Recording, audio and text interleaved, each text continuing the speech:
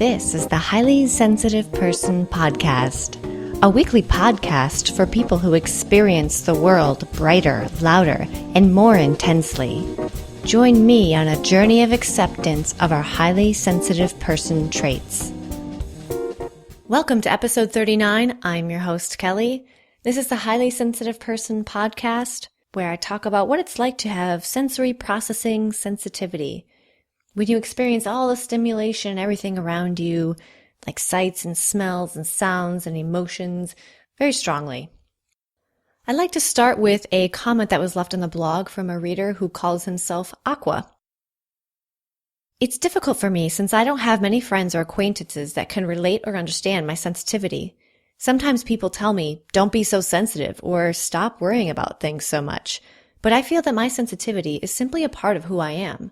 Especially as a guy, I sometimes feel that people look down on me for it. But this podcast has helped me love and accept who I am exactly the way I am.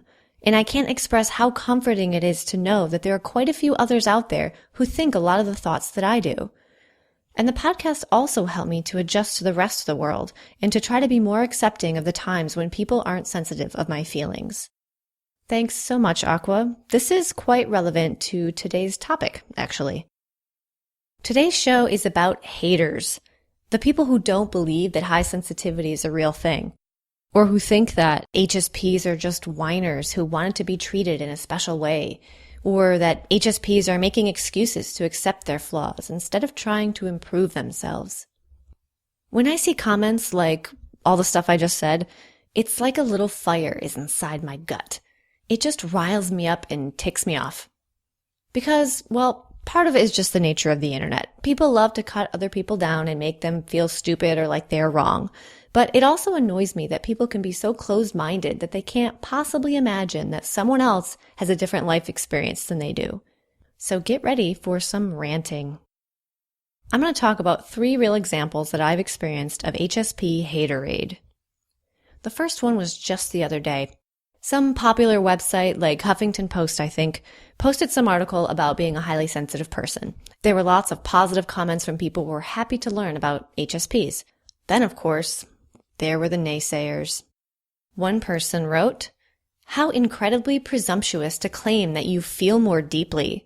You just lack decorum and coping skills. This is not something you should congratulate yourself for."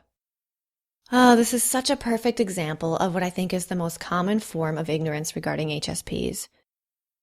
Heaven forbid we learn to accept and actually love ourselves for the way we are and open our minds to the possibility that being highly sensitive, being different, could actually be a good thing. Nope, this person has to come along and remind us that we are not okay, that we shouldn't feel okay about how we are. They want to remind us that we lack decorum and coping skills and should feel bad about ourselves. Thanks for that reminder, commenter. I just realized that there's going to be a whole lot of sarcasm in this episode, and I know that turns some people off. But this is sort of a rant, so sarcasm is just going to be the way this episode rolls. Here's example number 2. Several months ago, I submitted my blog to a local publication in my city. This little magazine had a monthly feature where they published excerpts from local blogs. I figured why not, so I submitted mine and they accepted it. I was excited to see it in this little magazine, and when it came out, my excitement went straight to dismay and disappointment and annoyance. The headline they chose for the article about my blog was this: "In other words, leave me alone." That was it. The headline was, "In other words, leave me alone." I was not happy about that headline. It was like they were mocking my blog a little bit. They published 2 excerpts, and then they freaking titled it, "Leave Me Alone." The reason I have my blog is to try to help people realize they aren't alone in being sensitive. I hope to offer camaraderie and a safe place for sensitive people. The insensitive headline, "Leave Me Alone," felt like it undermined my entire goal for having it in that publication in the first place. It was a shady move by the editor I worked with to give my work such a pejorative headline. It also reminds me that the average person does not understand HSPs, and they aren't willing to. They'd rather see them as whiny, complainy, navel-gazing annoyances. It's easier to hate on something you don't understand than to open up your mind and possibly accept a new way of thinking. Here's the third example. A friend posted a link on her Facebook wall about this podcast several months ago, and then someone wrote this as a reply. I think that someone realizing they are highly sensitive is just about the worst thing that could happen to them. I am worried by the amount of self-diagnosis going on in our generation and how damaging that can be to individuals. I've seen the psychosomatic effect on people, and it's kind of scary. The podcast would certainly help those with high sensitivity, but it may damage those who don't have HSP. So that's the comment. What do I have to say to this? It's misconception, misunderstanding, and ignorance. To try to draw a parallel, it reminds me of many years ago, like in the 1990s, when ADD and ADHD, which is attention deficit hyperactivity disorder, were becoming more and more talked about. And there was an inevitable backlash. I remember hearing things like, ADD isn't a real thing, it's just kids misbehaving, they need discipline, why does everything have to be a diagnosis? And stuff like that. I feel like that's akin to what this guy is saying about high sensitivity. He thinks it's a personal flaw that should not be celebrated or recognized. And in his little rant, he uses the phrase self-diagnosis.